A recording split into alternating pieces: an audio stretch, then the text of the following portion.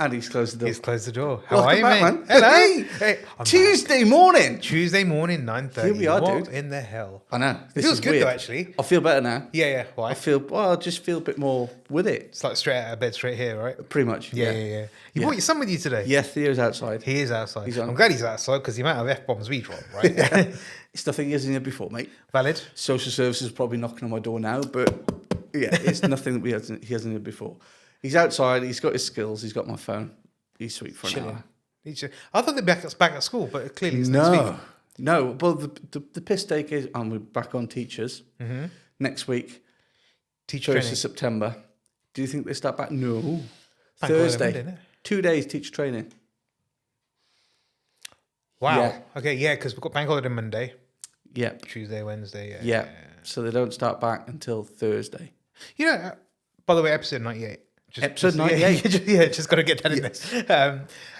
I really want to know what happens in teacher training because I know a lot of teachers, but I don't think anyone's actually ever spoken about what happens on teacher training. I have a theory that they rock up at school. It's like a school trip.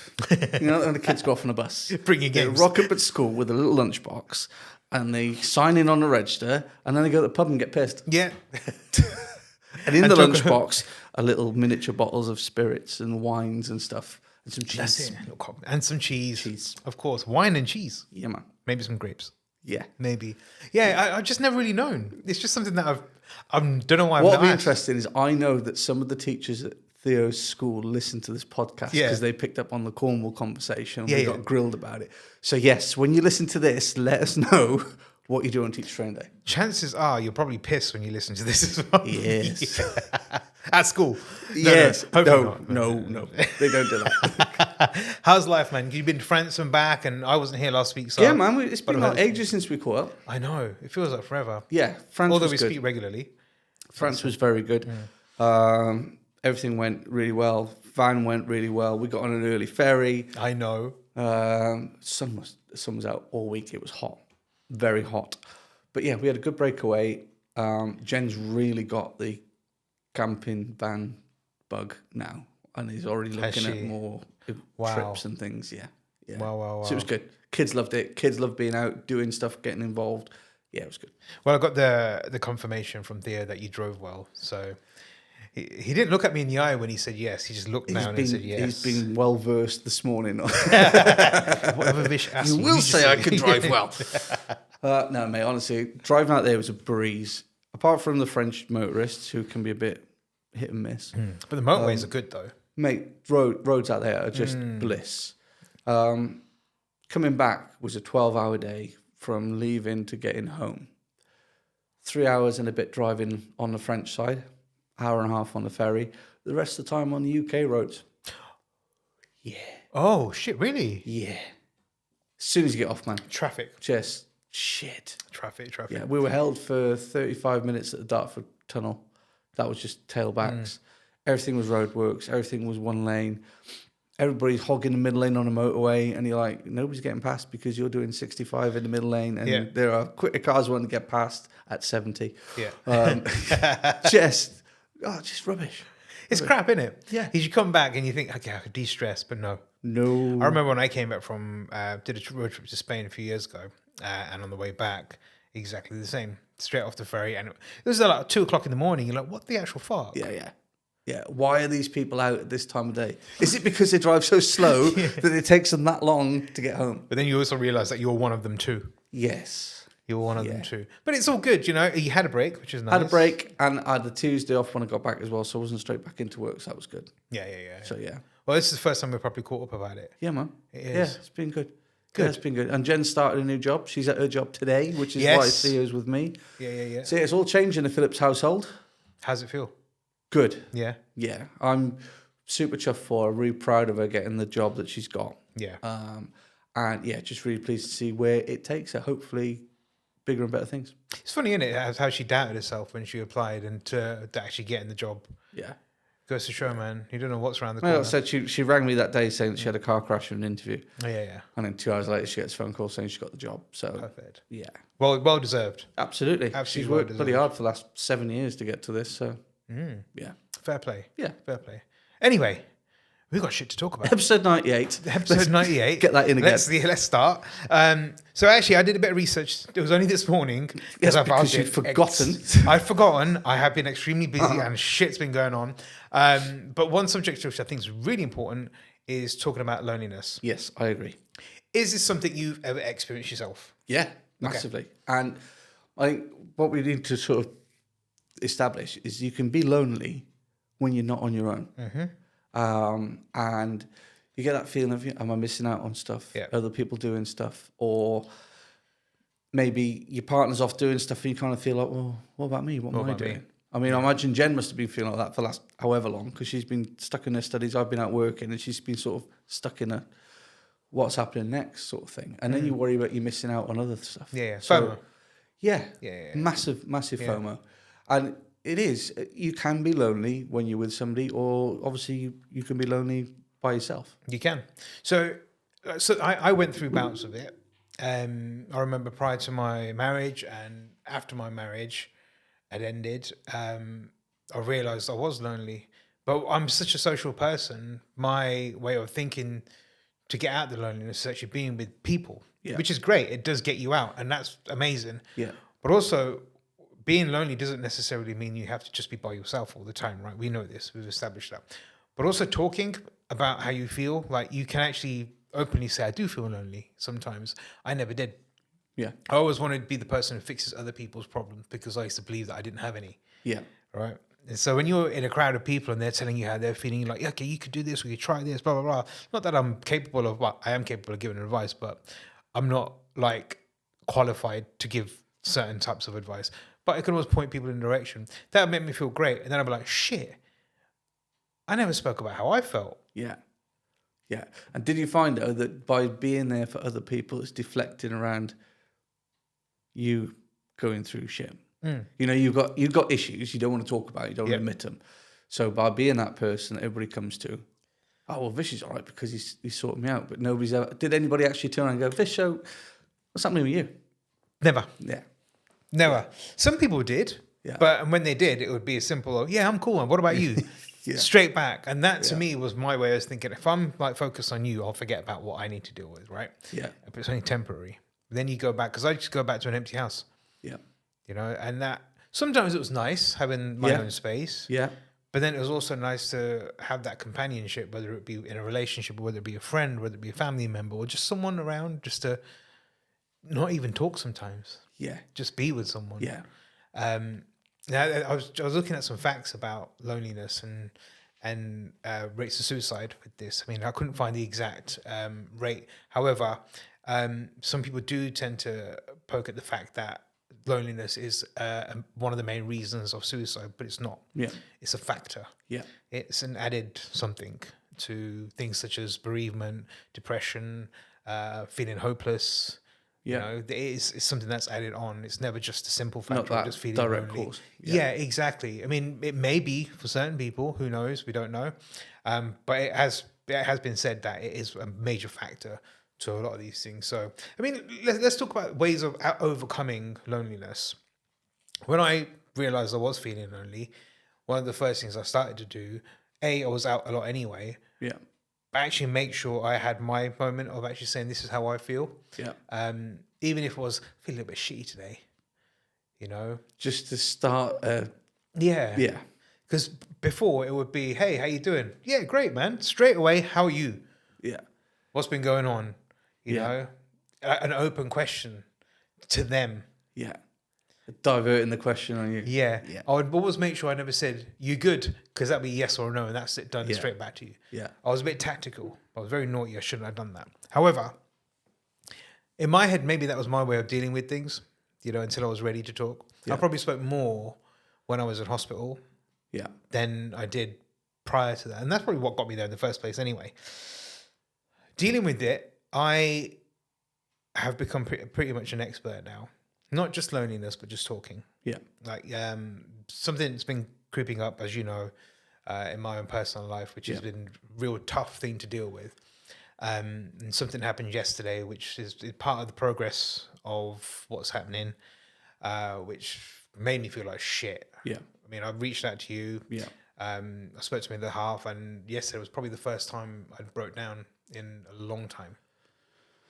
But once I had, the pressure of feeling how I felt, it kind of almost like dissipated. It hadn't disappeared, but it dissipated. It actually becomes more manageable. Yeah. And the day got easier throughout. I just needed to have that initial moment of just fucking losing it for a bit. Yeah.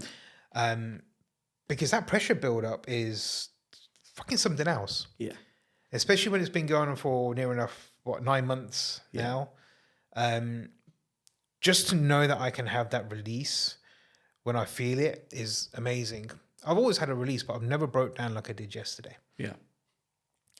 After that, I felt, okay, right, today is going to be a little bit easier because I heard something that I've been waiting to hear. I knew it was coming. Yeah. I still don't like that it's coming. Yeah. But it's more manageable up here. Yeah. And we spoke about it right back at the beginning. It's a situation out of your control. You can't dictate when it's going to happen. No. You know it's going to happen. And you ride that roller coaster towards it. Yeah. Knowing that that's the end point. Yeah. And no matter what you do to flower it up, dress it up, it's not going away. No. But no, I think testament to you into where you were to where you are now, especially after being ill last year. Yeah. We've spoken about it in depth on here, and that's probably giving you that mindset. And I know you're more than entitled to have those days where you're fucking hell, and the world's falling down around you. Yeah. But Vish of old might not have dealt with it the way that you're dealing with it now. Absolutely not. So absolutely not. I know for a fact if it was Vish of old, I'd try and find an excuse to go out. Yeah. And probably get drunk. Yeah. To stop thinking about it. Yeah. Which would then perpetuate onto feeling worse the next day. Yeah. And then the next day. Yeah. Right. It's just a vicious cycle. So now knowing I'm still dealing with shit, but I'm still going to bed with a clear head. Yeah. Because let me try and word this in the best way possible. Because I know in my hearts of hearts that I'm a good person. Yeah. And what's happened was completely out of my control.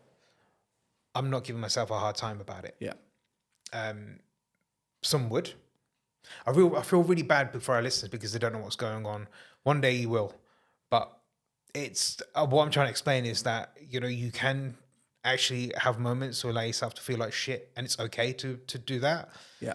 But also realize deep within you've got the most strength you've ever known in these times. Yes. To prove that you can get through difficult situations and use the people around you. Yeah.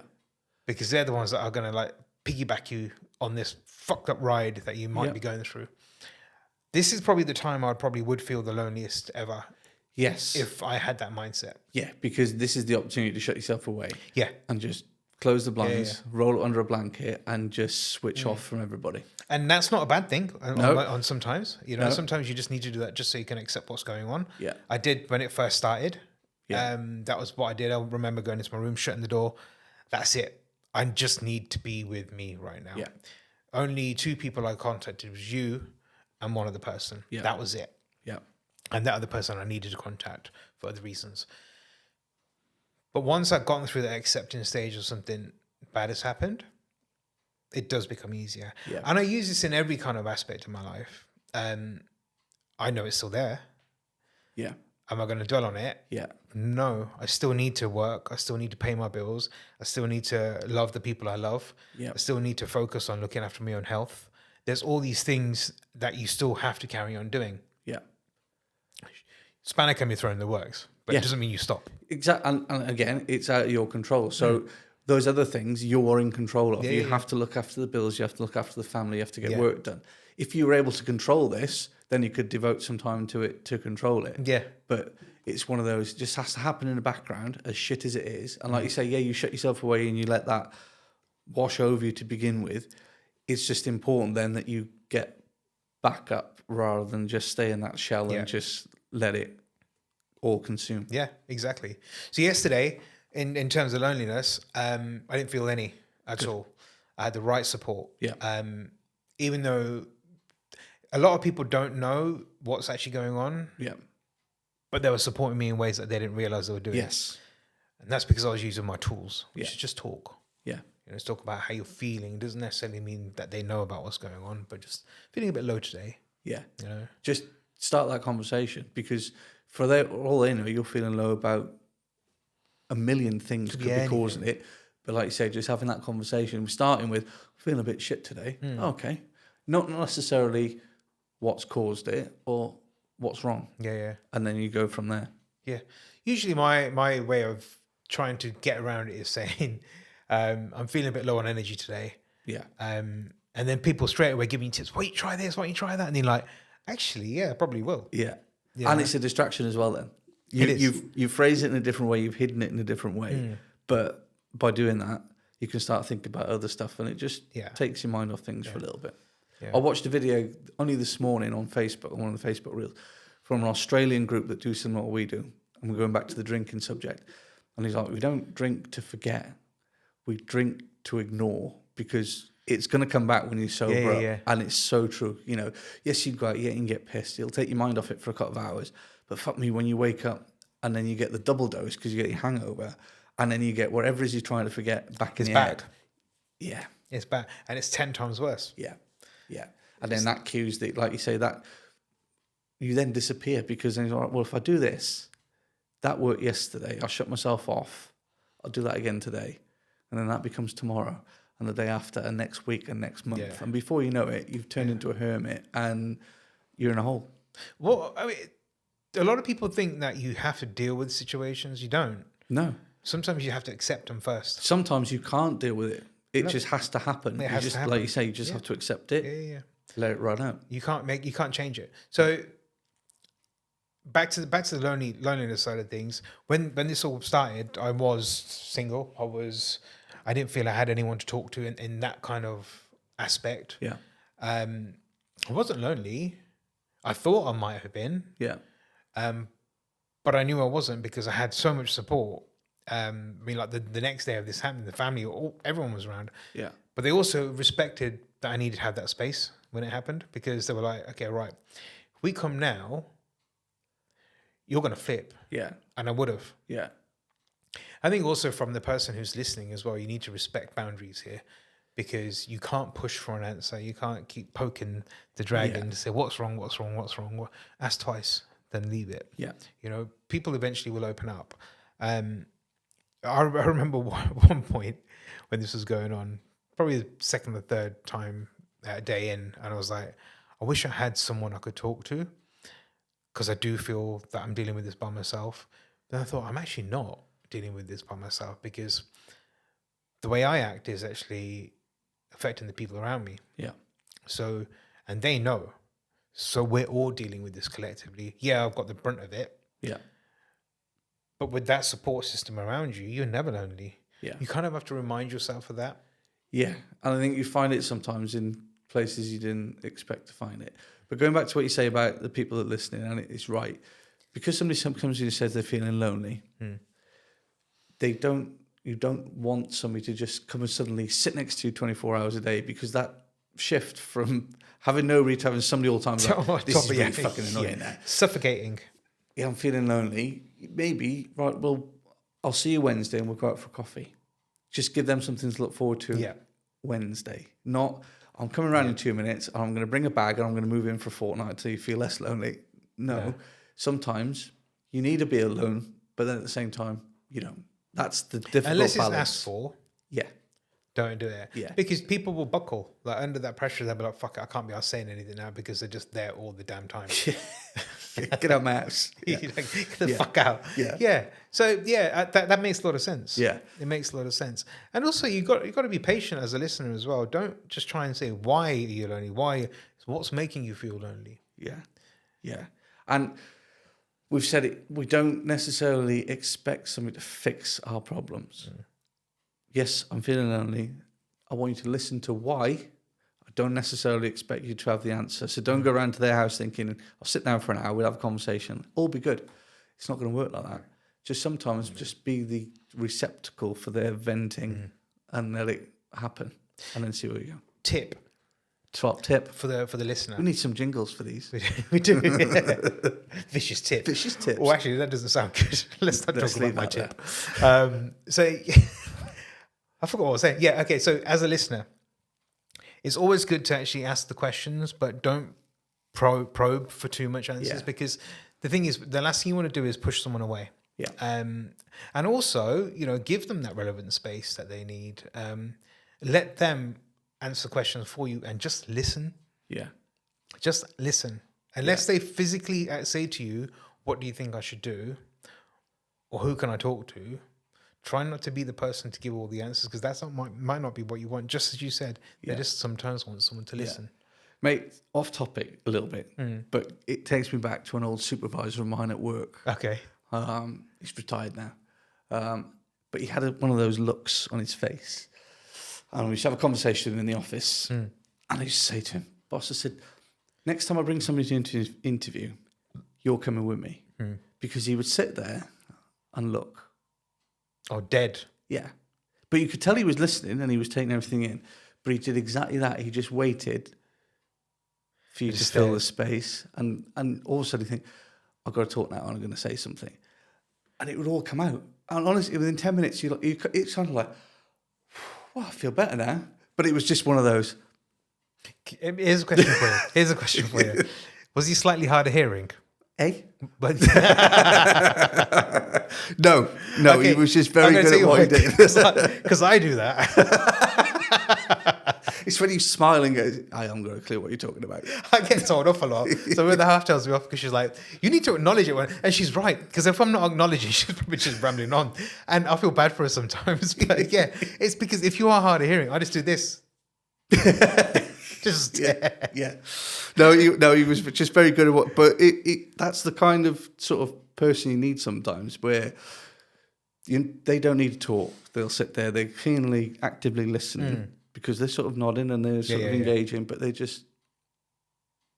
And okay, I know. That is slightly intimidating. Yeah.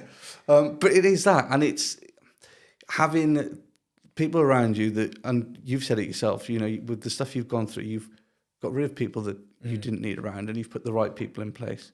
But now you've got those people that you can do that. You can have that conversation, know that they're going to listen, not necessarily come up with the answers and the solutions. And what you should do is this, because sometimes that's the fucking last thing you need to hear. Somebody going, well, what you should be doing is this. Yes. Hang on, mate. Have you walked a mile in my shoes in the last week? This is what I've got going on. You haven't got a clue. I'm just venting. This is where you say, okay, listen. Yeah. Not coming in and telling me. Can I help? Yeah. What you should be doing. Oh, I fucking hate that. I know someone who does that. And I just want to uppercut them every time. I don't fucking need I don't need a fucking advisor. I just want to vent. Yeah. Yeah, no. Here's the question. In the times where you've ever felt low and you come out the other side, do you feel that you were brave enough to do that? Brave enough in getting through it? Yeah. And to actually acknowledge. I think that's difficult because I don't think when you're feeling like that and you come out the other side of it, again, we don't acknowledge that bit that we've got through stuff and we've got on with it. And that's part of the problem, is that we don't give each other the pats on the back, especially ourselves. We don't give our own pats on the back. Brave enough, I don't know. I think it's difficult, isn't it? Because we get into that mindset of, I've got to get through this, because if I don't get through this, the world's going to go to shit. And sometimes do we see it as a necessity rather than I've gone a bit above and beyond getting through it? Okay. I would say yes, because it takes courage to want to be able to get better. Yeah. Regardless of, not saying it's an illness, but if you are feeling low and you have an end goal of actually wanting to feel better, that takes a lot of courage. Yeah. It takes strength. Yeah. It takes some resilience, because you get hit to fuck verbally or mentally, whatever. To get over that hurdle takes a lot of courage. And I would say, yes, you have to be brave. Yeah. And also you got to have a little bit of self-belief as well, because one thing we always do is doubt ourselves. Yeah. No, I agree. It is brave. It is courageous. I just don't think we're very quick to acknowledge that. Yeah. And that's where we go wrong sometimes. Yeah. I'm quite tough on myself at acknowledging stuff now. Yeah. And it comes up in conversations with a lot of people. Like yesterday was a prime example of that. And I was like, I went for a walk and I acknowledged the fact that I was feeling like shit. Yeah. I acknowledged the fact that I needed to get through it. And I also give myself a pat on the back for not losing my shit. Yeah. Because that's an easy thing to do when you're feeling low. And it's an easy thing to do when you snap at people as well. Like that used to be my go-to. No matter what, I'd be like, what the fuck? Don't need to do that. I just take myself out of the situation, go for a walk. Yeah. Mate, walking is like the best thing in the world, right? Because I went for probably 20 minutes, half an hour. I don't remember. I'm going to tell you something. Well, slightly off topic. Stand by. So a few days ago, I went to the pharmacy, and my pharmacist has recently started developing vitiligo. Okay. Big thing for someone in their 30s who's never had it before and all of a sudden has. Same with Georgie May. Yeah. Exactly the same. He also suffers with psoriasis. And I got chatting to this chap a few days ago, and he was telling me he's feeling a bit low because his vitiligo has just gone majorly. It's just basically gone all over his body, on his legs, on his notes on his neck. That's why I asked him. I was like, I didn't know he had it before. And he goes, no, it's just kind of like gone really bad. I go, you stressed? He went, yeah, a lot. Self-employed, got kids. He goes, it's just gone absolutely berserk at work, so I'm dealing with quite a lot. Yeah. And he goes, I don't have lunch breaks, I don't take time out. And I go, okay, right. 7 years he's had his business. I go, now you need to start learning how to manage that. Yeah. Anyway, we had a chat about vitiligo, and I said to him, there's a cure now. I don't know if you know about this. No, I did not. There's a cure for vitiligo that's come out. There's a woman in America called Reshma. Instagram is Reshma Climbs, and she has been on a trial for the last year.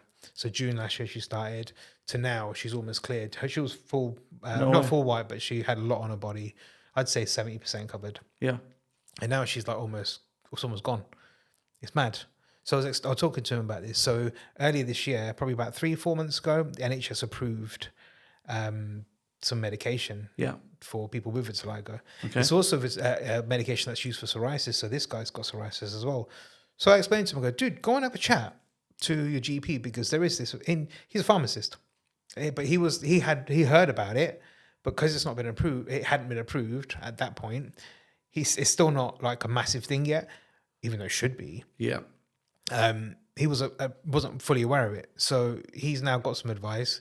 He's feeling better because we had a good chat, and I asked him about his mood and stuff and what to expect, blah, blah, blah. If I hadn't had that conversation just off the cuff, just by simply asking, I don't know where that guy would be mentally now, because in a few days things can change. Yeah. I spoke to him yesterday, and his mood was completely different. You could see it. And he was like really excited about trying this, because this medication that works for vitiligo also works for psoriasis. So it's a double whammy for him. Yeah. Like he can get 2 treatments in one. So anyway, the point I was trying to make is, just by simply asking how someone is, you can get results. Don't be afraid to ask questions. And I'm talking again from the person who's a listener. And also from the person who's feeling shit, don't be afraid to say you need help. Yeah. Or don't be afraid to reach out. Yeah. Despite, even it might be the smallest little thing. Yeah. You know, smallest little thing that's making you feel a bit low. Bring it up. Absolutely. And like I say, there's no easy and there's no hard questions. Because if you've got to that point and that person wants that conversation, all bets are off. You can talk about whatever you want, because they're in need of that conversation. So don't try and sugarcoat it. Don't try and hide behind it. Just come out with it and say it. Yeah. Be as blunt as a breeze block. And also, you don't need to be a fucking therapist. No. A lot of people just assume straight away that their advice is going to be what's taken. No. They don't. Not everybody wants their therapy. Not everybody wants to listen to someone who thinks they know what they're talking about. Some people just want to vent. Yeah. But I will put it out there. Therapy is one of the best things you can ever do. Oh God, yeah. Because if it wasn't, it wouldn't exist. Mm-hmm. It wouldn't be as widespread as it is, where there's so many different topics and so many different people specialize in different areas. It works. Yeah. Sometimes you don't need it at that point. Yeah. You just, like you say, you want to vent. Maybe it leads on to you going to speak to somebody in a professional manner later on, then all well and good. But absolutely, it's the same for everything. Some things work for some people, not for others. But it exists for a reason. I will tell you about my experience when I was in therapy, because loneliness crept up in that. Yeah. It was actually during my marriage when it popped up quite a lot. And I didn't really know it was loneliness until my therapist pointed it out. Because I was like, I go to work, I come home, there's not much interaction with anyone else besides my clients and my wife. Yeah. but I don't always feel like I can talk. And she goes, and she asked me straight out, she goes, do you feel lonely? I was like, yeah, Yeah, I do. And that's when it kind of almost not a can of worms, but it opened up a can of emotions. Yeah. Because there's so much other stuff relating to why I felt lonely, but also things that go way back. So like when I was younger, because I went through my vitiligo journey where I did feel extremely isolated. I was on my own all the time. I was afraid to speak up, all these sort of things started to come out. Therapy allowed me to do that and allowed me to free those little demons that were just hiding in the background, still making me feel that way. That's why I advise to anyone that if you're feeling really low, don't think therapy is a bad thing. Actually, therapy is probably one of the best things you can fucking do. Yeah. The lighter you feel, even like if you do it on a week-to-week basis, don't expect results straight away. That's the issue. Is people go into it thinking, I'm going to talk to Dave, and Dave's going to cure me in an hour. No. Dave's going to start peeling the plaster off in that first hour. Yeah. And it's going to lead to many more hours of conversations later. Big ass motherfucking plaster. Yeah. But some of the most strongest people need therapy. Good. All right? Yeah. How many times do we see it? How many celebrities do we see? How many political leaders do we see talking about these conversations they've had? They might not necessarily say, I've been to see a therapist, but when they say I've spoken with somebody or I've gone through this, what they've done. You know what they're referring to. Yeah. That actually leads me nicely on to the next bit. So apparently, I checked this out earlier on, that certain areas, certain cities, certain government departments have members of parliament that actually are there for loneliness. Okay. So I looked at this. There's not usually someone appointed, but someone who has access to areas where you can get the help you need if you're feeling lonely, because loneliness in the workplace is a big thing. Huge. Because some people do feel isolated. Like you might have a team of people that might be doing a lot better than you are. So you feel that, okay, I'm holding everybody back. Yeah. Yeah. Why are they better? There's so many things. So there are, I need to look more into it. So guys, don't obviously quote me on this, but I know that things are in place in certain areas. It might be worthwhile checking it out. Go online, chat GPT if you're feeling like that and see what's available in your area. But looking at what I saw today, I know Cov doesn't have someone especially appointed, but there are places you can go to for it. Yeah. So it's just something, I think it's all based on area. But yeah, just things like that. People are acknowledging things like loneliness is a big thing. Mental health is a big thing. We've had John Slinger backing us. Yeah. Where is John Slinger, by the way? He's probably in London at the minute. Yeah. Although they're not, and then they're break. No, they're back. They're back working. Yeah. They've had their summer holidays, haven't they? Same with Leicester, actually. East Midlands are back. Yeah. Yeah. Cover next week. Yeah. No, that's good. Yeah. I don't know what. I want people to go back to work so I can work harder. I don't, because the drive into work at the minute is bliss. It's easy. You haven't got any school road traffic. But yeah, that's another thing. No, you're right. And nicely brought up, because when I was building the app, that's why I created the buddy system within the app, because you'll find somebody through conversations you're having that you've got a similar interest to. And the AI, we're back to AI. Oh yeah. will match you in sort of similar conversations, and will suggest people that you make a buddy friendship circle with. So that's something. That's quite class, isn't it? Yeah. Yeah. Yeah. Yeah. It's always good to talk, and it's nice to actually meet people that you don't know as well. One thing I love about the walks, and this group in particular, is that you meet random people that you don't even know, but you will spill your guts. Yeah. You say everything because you know that person's going through some shit themselves. Yeah. So you can share experiences. We had a guy come to the rugby social last Thursday. First time. Didn't even know he was coming. Didn't even sort of say, I didn't even really recognize him from a Facebook follow or anything. Turns out he's moved back in with his mum, relationship breakdown, XYZ, moved back to rugby area.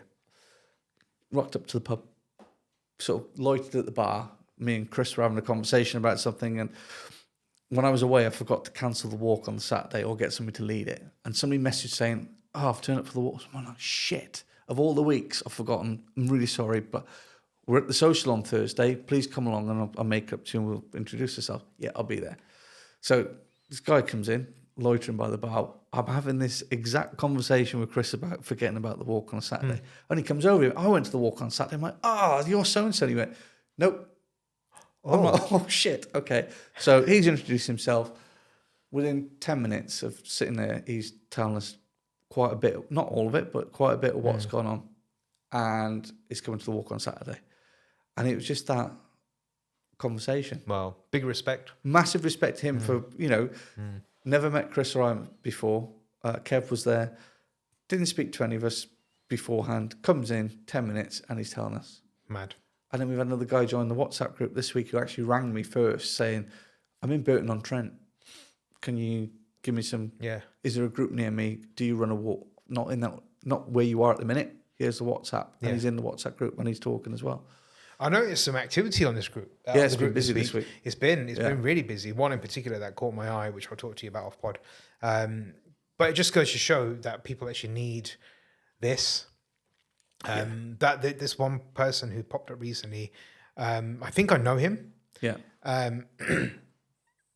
But I just want to speak about culture for a sec, because this plays a big part generally in a lot of mental health areas. That culture is a strange thing. Now, I come from an Indian background, and historically we don't talk. Yeah, that's just how we do. Men are men. Men are supposed to provide. But over the last few years, I've noticed a huge change in the Indian community. Like, people are like willing to just say, fuck it. Yeah, I feel like shit. And what? Yeah. And that's like been the best move ever. Because a lot of it, like in the Indian culture, one of the things that we tend to do more is drink. And it's almost like peer pressure. Yeah. Have a shot, have a shot, have a shot. That kind of shit. Yeah. And like, if you don't have a shot, you're a pussy. I've seen that change so much over the last 3 years. Like, I don't drink anymore. And the respect I get for not drinking is phenomenal. Yeah. Whereas before, it'd be like, pussy. Can't handle it. Yeah. No, I can't. Yeah. I can't. Time out. Yeah, I'm done. Yeah. And that is so changed. And like, how you can influence other people by not drinking is phenomenal. Like, people are now saying, actually, maybe I'll just have an alcohol-free beer. Yeah. Maybe I'll have a Coke. Maybe I'll have some water. Maybe anything else. Anyway, the point I was trying to get to is that slowly, I see that almost that stigmatism is almost disappearing. Yeah. It's still there. Yeah. But the point I'm trying to make is that despite what your culture may say, you need help. Yeah. Get it? Yeah. People will talk either way. Like, if you're feeling shit and you continue to feel shit and your actions show that, they're still going to talk. Yeah. So if you feel that you need to get help, even if you don't tell anyone, that's fine. Just go get the help that you need, because the way you will change is going to be phenomenal. It's going to be so worth it. I'm not saying it's a cure, but I'm saying it will relieve a lot of pressure. Will and I spoke about it last week because we did the physical health thing last week. Yeah. And, we said, if you've got a broken leg, broken arm, you feel poorly. Yes. Yeah, you go to a doctor. Yeah. Why the fuck don't we do it for our head? Yeah. It's the same thing, It's just that stigma, and I get it, but that's got to change. That's what we've got to try and change and do something around. I think it is. There is a slow shift now, like you say, that people are coming forward that might not necessarily have come forward before, but there's a lot has been said in terms of what particular leaders of parties are going to be doing, and until that's in place, it's still words. Yeah. We've got to do more about it, of course, with action. But yeah, the walks, again, like I say, that's what it was a sneaky idea at the start, because if you're out walking, you're walking next to somebody, you've got to talk to them, because it's a long walk otherwise. And I've also said boring. I've said it before, men talk better side by side. Yeah. Yeah, they do. Yeah. They do. And also, one thing I always say, someone's opened up to me and told me something that they wouldn't normally talk about, I always say to them, well done. Yeah. And also thank them for allowing it to be you they have that conversation with. Yeah. Exactly. And I think that's so important. Just a bit of acknowledgement from both parties, the listener and the teller. Yeah. And I will say this time and time again for people that know me, I'm not an expert. We're not experts, but we know how to handle shit, and we know who to point you in the direction of, and I'd urge people to use this group, as much as possible. Come to the walks, come to the socials, fun days. Yeah. Christmas is, fuck's sake, it's only a few months away. I've got an announcement for Christmas. Oh, have you? Yeah. I'll come back to that. All right. No, but it comes back, that loneliness thing, yes, all right, you might be feeling lonely. And yes, we are a bunch of strangers when you first come to the group, but sometimes that can be good because, again, there's no sort of expectations of you. There's nobody knows who you are and think you're somebody that you're not. You can come and bear it all for everybody to contemplate and to think about. Have those conversations. You quickly become friends, and you're not lonely or less lonely. Yeah, that's less lonely. That's nice. Yeah. Yeah. I remember I went on the first walk I went on. I spoke to somebody that day who spoke a lot about their life, but not about what they went through. Yeah. Which came out much later. Yeah. And he was very open about it. But I think that day just became a catch-up day. Yeah. I didn't realize how much we'd missed out on each other's lives, which was great. Yeah. But I also remembered what I spoke about that day, and it was the same thing. I didn't talk about how I was feeling. We dip the toe, don't we? We just start. We'll have this conversation because I can control this conversation because I know what I want to talk about. Then we'll see where it goes. Yeah. It's just like a taster session, isn't it? But it was great because like it helped, and I spoke about chicken curry a lot that day because I'd made it. It was a nice curry. I need to do that again. But that's the other thing as well. Don't feel pressure to have to talk about stuff. Just come along, and if it comes out naturally, it comes out naturally. But you will make friends. You will make acquaintances. Don't have to make friends. You could just be people you talk to and disappear after that, whatever. Yeah. But having that on your doorstep is just amazing. Yeah. It's crazy to think that I've only ever been on one walk, right? Well, I wasn't keeping count, mate, but yeah. It's hard, mate, hard to count. It's not, is one. It? But that was enough for me to fall in love with the group. So I've always been involved somewhere in the background, and I'm part of it because I do like watching the conversations and reading the conversations that pop up. And that's the other thing. Did you notice how much people support one another in the group? Yeah. It's almost like one person will pop up saying, "This is how I'm feeling," and everyone's like, "Right, okay." Blah, blah, blah, All of a sudden, there's 8 or 9 people in the conversation. And the acknowledgements there as well. Like even if they can't answer it, sorry you're going through that, but you're in the right place. Yeah, that kind of support. It doesn't necessarily have to be advice, but just knowing that someone's there listening or reading. Yeah. And I have to say, hats off to Back and Forth to you for doing that and setting this all up. The team. I couldn't be prouder. Could not be prouder. No, I have days where I'm like, what the fuck? And then other days like, we're actually doing something really good here. When you look at the listeners. Yes. Yeah. But we're 80 something away from 10,000 downloads. Get out of here. It feels like just recently we're talking about just about getting to 9,000. Yeah. So it just goes to show, the listeners are going up, the social media aspect of things is getting popular and popular. Yeah. Millions of views, millions of hits. So we're doing something right. Yeah. I don't know what it is, but it's working. But we're getting there. And it's been a bloody slog.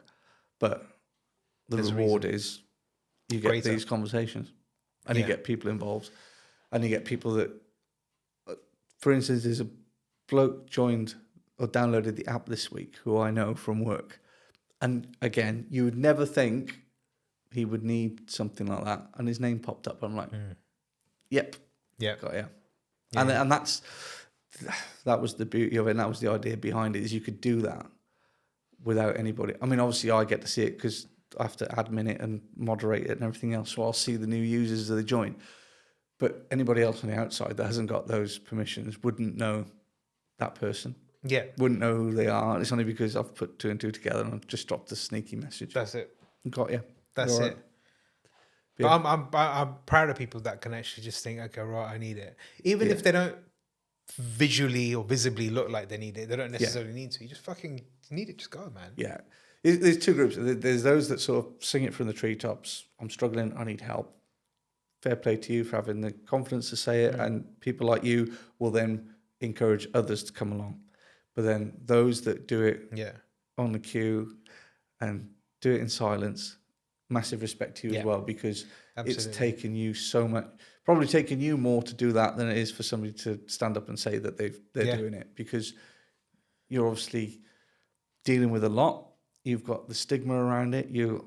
the embarrassment. I hate saying embarrassment, but it is. It's the embarrassment. It's the not wanting to let anybody know about it. But you've done it. You've done that. You've taken that first step. Yeah. That's the start of it. Exactly. Whilst we're on topic of that, socials as well, get followers. Anyone who wants to follow can follow us at, what's the Instagram? At Back&ForthMMH. That's it. Facebook. At Back&ForthMMH. Oh, wow. That's quite clever, really. Yeah. TikTok. TikTok, Back&Forth _MMH. Yeah. Obviously on the internet. Yeah. www.backandforthmmh.co.uk. No shit. Yeah. I can see a theme, yeah? Email. No, in all seriousness, if you go on our Facebook, if you go on our website, all the links are there. The links to our email, TikTok, Instagram, the app. Everything is on there. Yep. So yeah, reach out, do whatever it is that you need. The phone number is on there for the WhatsApp group. Use that. Mm-hmm. Just please, if it's not for you, if it's somebody else, do the legwork for them and just give them a gentle push in the direction they need to go. Exactly. And also, if you want to donate from the website as well. Dig deep. Yeah, dig deep. As deep as you can. Dig deep. But no, a huge thanks to our listeners and our followers as well, because that's without them, we wouldn't be where we are right now either. Yeah, absolutely. Dude, we're going to have to love spud. We've got 5 minutes left before we get kicked out. Spuds. Yeah. You go first. Oh, fucking hell. Where do I start? So we basically extension of the house, right? Yeah. I'm going to talk about this house. It's going to go on for 10 weeks. I'm going to tell you now. So the back of the house is completely demolished. There's no kitchen. There's no dining room. There's no extension. Yes. No secondary toilet. There's the actual sewage pipe that goes for the entire street is in right under where our extension was. Yeah. It's been broken. Dope. Or somehow it's been broken. This is in the past, and it's leaked. And so basically, Severn Trent was supposed to come out on Monday, which was yesterday.